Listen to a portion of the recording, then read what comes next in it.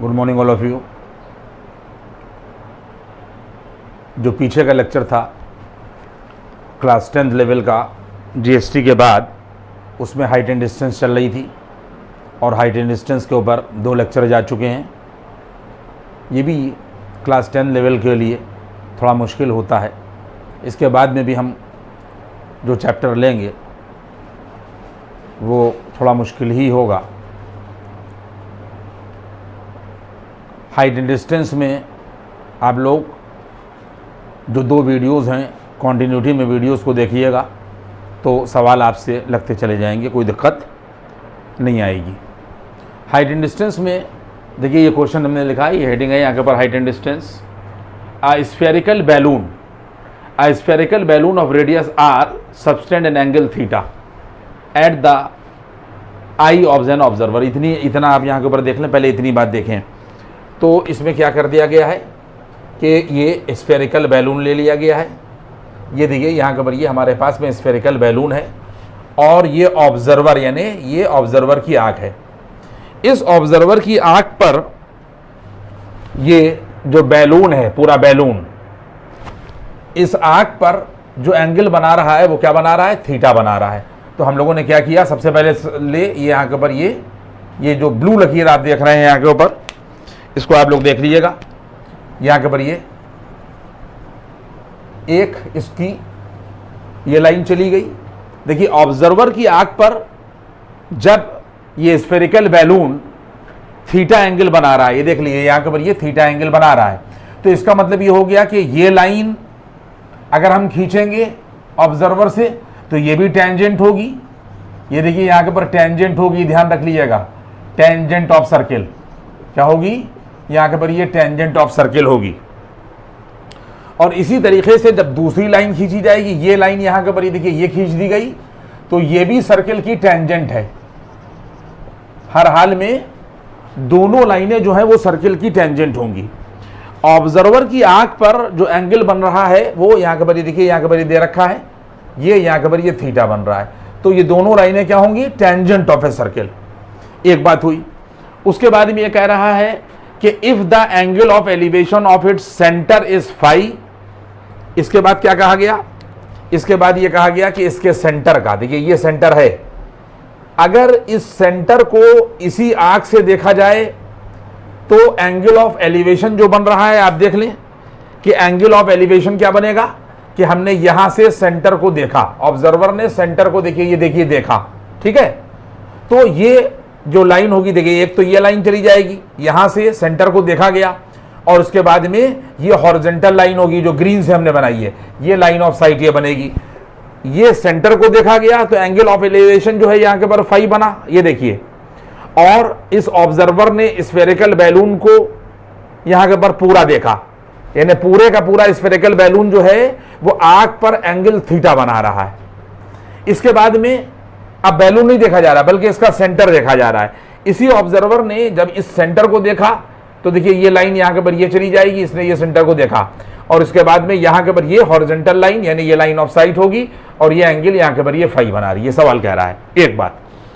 दूसरी बात ये है कि अगर ये लाइन सेंटर से जा रही है तो आप याद रखिएगा इस चीज को, सेंटर से अगर ये लाइन यहाँ के ऊपर ऑब्जर्वर की आंख तक मिल रही है और अगर ये पूरा एंगल थीटा है तो सेंटर से मिलने वाली लाइन जो है वो इस एंगल को 2 बराबर पार्ट्स में डिवाइड कर देगी, यानी ये लाइन जो है वो एंगुलर बाइसेक्टर हो जाएगी। क्या हो जाएगी? ये हो जाएगी यहाँ के ऊपर एंगुलर बाइसेक्टर। ये कह रहा हूं मैं, लिख नहीं पा रहा हूं यहाँ पर, यहाँ के ऊपर ये एंगुलर बाइसेक्टर हो जाएगी। ये पूरा लिखा हुआ है, बाइसेक्टर लिखा है ना, ये एंगुलर बाइसेक्टर होगी। किसका एंगुलर बाइसेक्टर होगी? इस थीटा का। तो इसका मतलब ये कि ये एंगल θ/2 हो जाएगा और ये एंगल यहाँ के ऊपर θ/2 हो जाएगा। इसके बाद में इसके सेंटर से ये परपेंडिकुलर गिरा दिया गया और ये एंगल भी 90 होगा और ये एंगल भी यहाँ के ऊपर ये 90 होगा। इसके बाद में अगर ये टेंजेंट है तो ये जो कांटेक्ट पॉइंट है वो B मान लिया गया और इधर का कांटेक्ट पॉइंट A मान लिया गया। ये थ्योरम होती है कि सेंटर से टेंजेंट पर गिराया गया परपेंडिकुलर रेडियस के बराबर होता है। तो अगर हम सेंटर से इस कांटेक्ट पॉइंट को मिलाएं और इस सेंटर से इस कांटेक्ट पॉइंट को मिलाएं तो ये रेडियस के बराबर होगा। यानी सी ए और सी बी बराबर होगा, ये रेडियाई ऑफ सर्कल होगा और इसको हम लोगों ने आर मान लिया। और इस हाइट को, सेंटर की हाइट को हम लोगों ने यहाँ के पर बेस से हम लोगों ने एच मान लिया। मेरा ख्याल आपको फिगर क्लियर हो गया होगा। इसके बाद में ट्रायंगल ओ ए सी ले लिया। देखिए हमने ओ ए सी को बाहर निकाल लिया, ओ को और इस ए को, ये देखिए ए को और यहाँ के पर ये सी को, और सेंटर से गिराया गया ये परपेंडिकुलर है जो रेडियस के बराबर होगा। ये सेंटर से गिराया गया ये परपेंडिकुलर जो है वो रेडियस के बराबर होगा, यानी ये भी एंगल 90 होगा और ये भी एंगल यहाँ के पर ये 90 होगा। तो ट्रायंगल ओ सी ए निकाल लिया। जब ओ सी ए निकालेंगे तो ए पर एंगल जो है वो 90 डिग्री बनेगा और ओ पर एंगल जो है वो यहाँ के पर ये θ/2 बनेगा। आप समझ गए, ये हाइपोटेन्यूज हो जाएगा, ये बेस हो जाएगा और ये परपेंडिकुलर हो जाएगा। तो ट्रायंगल ओएसी जब हम लोग लेंगे तो sin θ/2 बराबर परपेंडिकुलर अपॉन हाइपोटेन्यूज होगा और परपेंडिकुलर AC है। और हम आपको बता चुके कि AC किसके बराबर है बच्चों, R के बराबर है। AC किसके बराबर है, R के बराबर है। तो AC या CA जो भी कहा जाए, इसको R रख दिया और OC ये रख दिया, ये इक्वेशन नंबर 1 आ गई। इसके बाद में जब ट्रायंगल OCM लीजिएगा, ये देखिए O ले लिया, C ले लिया और यहाँ के पर M ले लिया और पूरा एंगल यहाँ के पर ये फाई है, ठीक है। तो साइन फाई बराबर आ जाएगा परपेंडिकुलर CM और अपान हाइपोटेन्यूज यहाँ के पर OC हो जाएगा। तो CM अपान OC, साइन फाई बराबर परपेंडिकुलर अपान हाइपोटेन्यूज। CM जो है वो हम लोगों ने H मान लिया है और अपान यहाँ के पर OC मान लिया है। ये इक्वेशन नंबर यहाँ के पर ये 2 बन गई। इन दोनों इक्वेशन को डिवाइड कर देंगे, साइन फाई ऊपर रखेंगे और साइन θ/2 नीचे रखेंगे। साइन फाई की वैल्यू भी ऊपर आ जाएगी H अपान OC और साइन θ/2 की वैल्यू यहाँ के पर R अपान OC यहाँ के पर आ जाएगी। इसके बाद में साइन फाई अपान साइन θ/2 को डिवाइड कर दिया गया और बराबर H अपान R कर दिया गया। देखिए ये H अपान R डिवाइड कर दिया, OC और OC कैंसिल हो जाएगा। इसके बाद में साइन फाई ये रखा गया और 1 अपान θ/2 जो है ये यहाँ के पर कोसेक/2 हो गया, कोसेक θ/2 और बराबर ये वैल्यू आ जाएगी H अपान R। और जब आप क्रॉस मल्टीप्लाई करिएगा तो H बराबर R साइन फाई और कोसेक θ/2 हो जाएगा। H की वैल्यू क्या हो जाएगी, साइन फाई कोसेक θ/ यहाँ के पर 2। यही आपसे पूछा जा रहा था कि if the angle of elevation of its centre is phi, ये देखिए यहाँ के पर phi, if the angle of elevation of its centre, यानी जब इसको सेंटर को देखा जाता है तो इस हॉरिजॉन्टल लाइन के साथ में एंगल फाई बनाता है, ये एंगल ऑफ एलिवेशन हो गया। तो कह रहा है कि find the height of the centre of the balloon. तो जो हम लोगों ने हाइट निकाली है वो हाइट बराबर साइन फाई और कोसेक θ/2 होगा। यही इसका यहाँ के ऊपर ये आंसर होगा। ये मैंने आपको एक टिपिकल सवाल शुरुआत की है इस तरीके के सवालों की कि जिससे बातें जो है वो आप समझ जाएं। अब इसके बाद में ये क्वेश्चन हम लोग कहाँ तक पहुँच गए, 8 पहुँच गए और नेक्स्ट क्वेश्चन जो है वो क्वेश्चन नंबर यहाँ के ऊपर 9। हाँ, तो क्वेश्चन नंबर 9 जो है वो ये है, आप देखिएगा जो टिपिकल प्रॉब्लम्स थी अब वो सॉल्व अनसॉल्व के चक्कर में आप ना पड़िए, क्योंकि आपके सॉल्व भी समझ में नहीं आएगा और अनसॉल्व तो करने में दिक्कत आएगी। तो आप चीज़ें समझ लें। कहा क्या जा रहा है कि the angle of elevation of a bird from a point 50 metre above the lake. देखिए ये लेक है, यहाँ से और यहाँ तक का जो हिस्सा है ये पूरा जो है वो लेक का है, आप समझ लें। इसके बाद में इस लेक से सवाल कह रहा है, इस लेक से, देखिए ये लेक का यहाँ के पर लेवल है, ये क्या है, लेवल ऑफ वाटर। यहाँ के पर लेवल ऑफ, यहाँ के पर ये, यहाँ के पर लेवल ऑफ, यहाँ के पर ये वाटर है, ये लेवल ऑफ वाटर है। कहता है कि इस लेवल ऑफ वाटर से यानी लेक से 50 मीटर ऊपर, सवाल क्या कह रहा है, 50 metre above the lake, 50 metre above the lake. कहता है कि ऑब्जर्व किया जाता है किसी चिड़िया को, ये चिड़िया की लोकेशन दे रखी है बर्ड की। यहां से जब इस चिड़िया को देखा जाता है 50 मीटर ऊपर से तो एंगल ऑफ एलिवेशन जो बनता है वो 30 डिग्री बनता है। तो ये जो लाइन आएगी, देखिए ये हम आपको बता चुके हैं, ये लाइन यहाँ पे जो स्ट्रेट यहाँ के पर आ रही है हॉरिजॉन्टल, ये लाइन ऑफ साइट होगी। क्या होगी यहाँ के पर, लाइन ऑफ यहाँ के पर साइट, ये आएगी।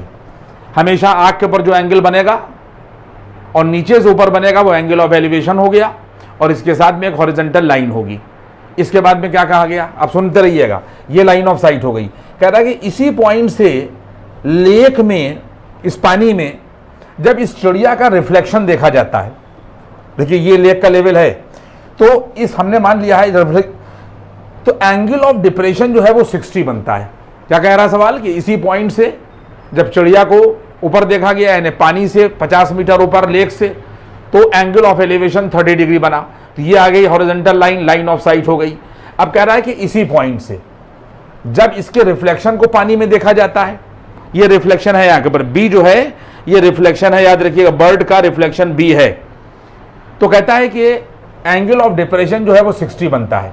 60 का मतलब ये है कि ऊपर से नीचे देखा गया, ये लाइन ऑफ साइट आ जाएगी, तो ये एंगल ऑफ डिप्रेशन जो है वो 60 डिग्री हो गया।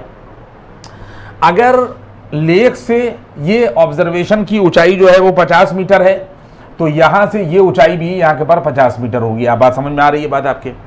हमने मान लिया है कि चिड़िया बर्ड की ऊंचाई इस लेवल से लेक से h मीटर है, और अगर यहां से यहां तक की डिस्टेंस 50 गिवन है तो ये डिस्टेंस भी 50 होगी, और पूरे h में से हम लोग इतनी डिस्टेंस 50 घटा देंगे तो an जो है वो h-50 हो जाएगा। ये सब समझ में आपकी आ रही है बात?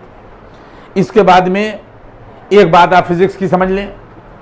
फिजिक्स में हम लोगों को क्लास 9 या 10 में पढ़ाया जाता था कि अगर हम खड़े हैं तो जैसे मान लीजिए कि लेवल जो है ये मिरर है ना, तो मिरर से जितनी डिस्टेंस के ऊपर बर्ड होगी, मिरर के पीछे उतनी ही डिस्टेंस पर इसका रिफ्लेक्शन आएगा। इसका मतलब यह है कि AM और MB बराबर होगा। ध्यान रखिएगा इस बात को कि यहां के ऊपर जो AM और MB है ये मैं लिखे दे रहा हूं कि AM और MB आपस में बराबर होगा। ये पॉइंट आप समझ लीजिएगा, वही वाला कॉन्सेप्ट कि इस लेक से जितनी डिस्टेंस के ऊपर बर्ड होगी उतनी ही डिस्टेंस के ऊपर जो है वो रिफ्लेक्शन बनेगा, यानी MA और MB आपस में यहां के बराबर होगा। अगर MAH है और तो MB भी यहां के पर H होगा। ये पॉइंट आप समझते जाइए। इसके बाद क्या होगा कि अगर हम इस डिस्टेंस देखिए, यहां से यहां तक तो H हो गया और ये यहां से यहां तक 50 हो गया, तो अगर हम यहां से लगाकर यहां तक की डिस्टेंस देखेंगे B तक की, तो ये आ जाएगी H+50, यानी 50 + H आ जाएगी। ये यहां से यहां तक ये 50 + H हो जाएगी। आप बात समझ लें। मेरे ख्याल बातें आपकी समझ में आ गई हैं। तो जब ट्रायंगल OAN लेंगे, आप देखिए ट्रायंगल OAN में जब tan 30 लेंगे तो परपेंडिकुलर AN हो जाएगा और बेस जो है वो ON हो जाएगा, यानी tan 30 बराबर H-50 और अपान बेस कितना हो गया ON। परपेंडिकुलर यहां से और यहां तक ये लिया जाएगा, तो ये H-50 है और अपान बेस ON आ गया। tan 30 की वैल्यू हम लोगों ने 1/√3 रख दी और is equal to H-50 upon ON हो गया। और जब हम लोग क्रॉस मल्टीप्लाई करेंगे तो ON बराबर √3 टाइम्स H-50 हो जाएगा। Now this is equation number 1। इसके बाद में अगर हम लोग ट्रायंगल OBN ले लें, O ले लें और ये B पॉइंट है, और N ले लें, ये वाला ट्रायंगल ले लें, तो tan 60 बराबर परपेंडिकुलर क्या हो जाएगा BN और बेस क्या हो जाएगा यहाँ के ऊपर ON। तो tan 60 बराबर हो जाएगा परपेंडिकुलर यहां से यहां तक है, तो यहां से और यहां तक का परपेंडिकुलर 50 + H हो जाएगा। तो यहां से आ जाएगा tan 60 बराबर ये परपेंडिकुलर हो गया और बेस जो है वो इसका यार ये यही ON होगा। ठीक है, परपेंडिकुलर इस एंगल के लिए यहां से और यहां तक होगा, यहां से यहां तक का जो है वो 50 + H हो जाएगा और बेस जो है वो यहां के ऊपर यही होगा। तो ये वैल्यू यहां के ऊपर tan 60 बराबर परपेंडिकुलर अपान बेस आ गया। और इसके बाद में tan 60 √3 हो जाएगा और √3 is equal to H+50 upon ON हो गया। जब इंप्लाइज दैट जब क्रॉस मल्टीप्लाई करिएगा √3 ON बराबर H+50 हो जाएगा, और जब आप लोग यहां से ON की वैल्यू निकालिएगा तो H+50 अपान ये आ जाएगा √3। ये हम लोगों ने इक्वेशन नंबर 2 कर दी। ठीक है, अब इक्वेशन नंबर 1 और 2 को देखिए, ये भी ON है, ये देखिए ये भी ON है और यहां से ये भी ON है, तो दोनों को इक्वेट कर दिया, या यहां से ये वैल्यू उठाकर यहां रख दी तो दोनों इक्वेट ही मानी जाएंगी। तो वैल्यू आ जाएगी जाकर, जब इस वैल्यू को यहां पर रख दिएगा तो H+50 अपान √3 और √3 टाइम्स H-50 ये बराबर हो जाएंगे। ये स्टेप आ गया। इसके बाद में जब आप लोग क्रॉस मल्टीप्लाई करिएगा तो ये √3 और √3 मल्टीप्लाई होकर 3 बन जाएगा और H+50 अपान H-50 हो जाएगा। इसके बाद में हम लोग क्रॉस मल्टीप्लाई करेंगे तो 3H - 150 3H - 150 और इज इक्वल टू H+50 होगा, और 3H - H ये 2H हो गया और 150 यहाँ के ऊपर 200 हो जाएगा और H की वैल्यू यहाँ के ऊपर आ जाएगी 100 मीटर। सवाल में यही पूछा गया था कि and the angle of depression is of its reflection in the lake is 60 degree. यहां तक हमने सवाल आपको समझा दिया था। कह रहा था कि find the height of the bird, ये find the height of the bird लिखा हुआ है। तो कह रहा है कि बर्ड की हाइट बताइए। तो लेक से बर्ड की जो हाइट हम लोगों को निकालना थी वो हम लोगों ने कितनी मानी थी, यहाँ के ऊपर h मान ली थी। तो h की वैल्यू आ जाएगी यहाँ के ऊपर 100 मीटर। ये हो गया इसका यहाँ के ऊपर आंसर। तो इस तरीके से क्वेश्चन नंबर 9 जो है पूरा मैंने आपको समझा दिया। मेरा ख्याल पूरी तरीके से आपकी समझ में आ गया होगा। अब हम लोग क्वेश्चन नंबर 10 करेंगे ना। तो क्वेश्चन नंबर 10 कह रहा है कि eight a point on the level ground, ये पॉइंट ले लिया गया है लेवल ग्राउंड पर, ये पॉइंट है ऑन लेवल ग्राउंड, यहां के पर ऑन लेवल ग्राउंड, ये ग्राउंड है।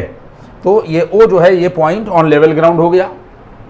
कह रहा the angle of elevation of vertical tower, ये ए बी जो है याद रखिएगा, जो ए बी है ये वर्टिकल टावर है, ये वर्टिकल टावर है। At a point of the level ground the angle of elevation of vertical tower is found to be लिखा गया, is found to be such that its tangent is 5/12। देखिए सवाल सुनिएगा, अगर हम यहां से और इस वर्टिकल टावर को देखें तो कहता है कि इस पॉइंट के ऊपर जो एंगल है वो हमने मान लिया कि थीटा है, तो इसका टेंजेंट, इस एंगल का टेंजेंट, टेंजेंट का मतलब टैन गिवन है यहां के ऊपर, ये देखिए गिवन है कि इस एंगल का जो टैन है, टेंजेंट का मतलब टैन, थीटा बराबर जो है ये 5 यहां के ऊपर ये 12 है। ये हुआ पॉइंट नंबर 1। इसके बाद में कह रहा है कि on walking 192 metre towards the tower, तो हम लोग क्या करते हैं, कहता है कि टूवर्ड्स टावर जो है अगर 192 मीटर से हम लोग चले तो कोई पॉइंट अगर ले लिया जाए P, तो कह रहा 192 metre towards the tower the tangent of the angle is found to be 3/4। तो अब यहां से टावर को देखा गया तो एंगल जो है अगर हमने फाई मान लिया तो सवाल कह रहा है कि tan फाई जो है इसका टेंजेंट जो है वो 3/4 है। बच्चों समझ लो इस बात को, यहां पर जो एंगल है उसका टेंजेंट यहां के ऊपर 3/4 है। यहां तक बात पहुंची। कह रहा है कि find the height of the tower, अगर हमने इस टावर की हाइट हम लोगों ने h मान ली, क्या मान ली h, तो तुम लोगों से h जो है वो पूछा जा रहा है, ठीक है। और हम लोगों ने इस पॉइंट से वर्टिकल टावर के फुट तक की जो डिस्टेंस है वो x मान ली। अब हम लोग इस ट्रायंगल में ले लो, इन ट्रायंगल OAB, क्या लिखा इन ट्रायंगल OAB, AB बराबर हम लोगों ने h मान लिया है, ध्यान रखना। तो tan थीटा की वैल्यू कितनी हो जाएगी, ये हम लोगों ने देखिए स्टेप नंबर 1 क्या किया, इन ट्रायंगल OAB ले लिया, क्या ले लिया OA और यहां के ऊपर B। तो tan थीटा बराबर परपेंडिकुलर अपान बेस होगा, परपेंडिकुलर h हो जाएगा यानी AB, और बेस कितना हो जाएगा, ये आ जाएगा 192 और प्लस यहाँ के ऊपर x। यहाँ तक बात पहुंची। tan थीटा जो है ये 5/12 दे रखा है, ये हम लोगों ने यहाँ के ऊपर ये 5/12 रख दिया बच्चों, और बराबर h अपान यहाँ के ऊपर आ जाएगा 192 और plus x। Now this is equation number 1। अब हम और आगे बढ़े, इन ट्रायंगल APB ले लिया, इसके बाद में हम लोगों ने इन ट्रायंगल AP और यहाँ के ऊपर ये B ले लिया। तो tan फाई की वैल्यू परपेंडिकुलर अपान बेस, यहाँ के ऊपर परपेंडिकुलर अपान यहाँ के ऊपर ये बेस आ जाएगी। Now this is equation number यहाँ के ऊपर ये 2, ठीक है। परपेंडिकुलर अपान बेस H/PB होगा, यहाँ के ऊपर ये आ गया। और हम लोगों को निकालना क्या है, H निकालना है। तो हम लोगों ने यहाँ के ऊपर क्या किया, बल्कि इसके पहले वैल्यू रख दी तब इक्वेशन मानिए। tan फाई कितना दे रखा है, यहाँ के ऊपर 3 यहाँ के ऊपर 4 इज इक्वल टू H अपान यहाँ के ऊपर x। Now this is equation number 2। अब यहां से हम लोग क्या करेंगे, h निकालना है। तो यहां से इंप्लाइज दैट हम लोग क्या करेंगे कि 3x is equal to 4h होगा बच्चों। तो x बराबर आ जाएगा 4/3h। इस वैल्यू को पुटिंग इन इक्वेशन 1, तो यहां पे लिख दिएगा यहाँ के पर पुट इन यहाँ के पर इक्वेशन नंबर 1। इस वैल्यू को उठाकर इक्वेशन नंबर 1 में रखो बच्चों। तो 5/12 जो है वो यहाँ के पर लेफ्ट हैंड साइड में है, और राइट में ऊपर वाल h है, और नीचे यहाँ के ऊपर 192 है, और प्लस x की जगह के ऊपर 4h/3 है। पॉइंट समझ में आया। तो वैल्यू आ जाएगी यहाँ के ऊपर 5/12 और ये h ये आ जाएगा, और 3 एलसीएम में आ जाएगा। तो आ जाएगा 3 2 6, 3 9 27 का 7, 2 कैरी हो गया, 3 1 3 और 2 यहाँ के ऊपर 5, 3 दूनी 6, 3 9 27, 7 लगा 2, 3 1 3 2 5, और प्लस यहाँ के पर आ जाएगा 4h। इसके बाद में यहाँ के पर 5/12 ऐसे ही रहेगा और 3 से h मल्टीप्लाई हो जाएगा और अपॉन यहाँ के पर आ जाएगा 576 और प्लस यहाँ के पर 4h। आप लोग बात समझ में आ रही है। इसके बाद में यहाँ के पर क्रॉस मल्टीप्लाई बच्चों कर लो। तो जब तुम लोग क्रॉस मल्टीप्लाई करोगे, घर पे कर लोगे अब तुम लोग इसको, जब यहाँ के पर क्रॉस मल्टीप्लाई करोगे तो h की वैल्यू यहाँ के पर मिल जाएगी 2880 और अपान यहाँ के पर ये 16। ठीक है, तो जब हम लोग h से डिवाइड करेंगे, h 16 से डिवाइड करेंगे तो ये आ जाएगा 18 और यहाँ के पर 0 यहाँ के पर मीटर। बस पॉइंट समझ में आया। ये इस तरीके से, ये सवाल मैंने क्यों लगा दिया कि हो सकता है कि बच्चे टेंजेंट का मतलब ना समझ पाए। तो टेंजेंट का मतलब ट्रिग्नोमेट्री वाला tan हो गया। ठीक है, तो अब ये क्वेश्चन यहाँ के ऊपर कंप्लीट हो गया। क्वेश्चन नंबर यहाँ के ऊपर ये 10 और समझने की बात है कि टाइम हो जाता है सिर्फ 3 सवाल ही करने में। अब नेक्स्ट उसमें जो है वो फिर नेक्स्ट देखेंगे कि क्या टिपिकल सवाल हो सकते हैं। टारगेट है 15 से 18 तक का, तो 10 सवाल हो ही गए हैं, तो लगभग 2 लेक्चर अभी आप और मान के चलिए कि इसके ऊपर आएंगे। और जो भी टिपिकल सवाल आपकी किताब की हैं, मैं अग्रवाल वगैरह के, वो सॉल्व अनसॉल्व के चक्कर में ना पड़िए, चीज़ आपकी समझ में आना चाहिए, तो हम उसको लगा देंगे। और आप लोग हाइट एंड डिस्टेंस के रेस्पेक्टिव लेक्चर्स जो है वो देखते जाइए। जीएसटी मैंने आपको पढ़ा दिया है। मेरा वो था नहीं, विचार नहीं था मेरा, इसमें आइडिया नहीं था कि मैं क्लास 10 पे डालूंगा।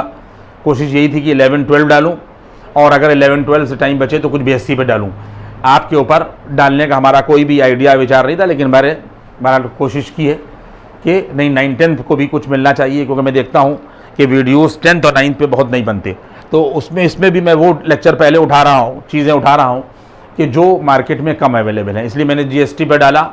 और जीएसटी पूरा आपकी समझ में आ जाएगा, सारे लेक्चर्स आप देख लें, 4-5 लेक्चर्स हैं। और हाइट एंड डिस्टेंस पे भी मुझे लग रहा है कि ये 3रा लेक्चर होगा, और इसको आप देखें और हाइट एंड डिस्टेंस के सवालों को लगाने की कोशिश करें। Thank you.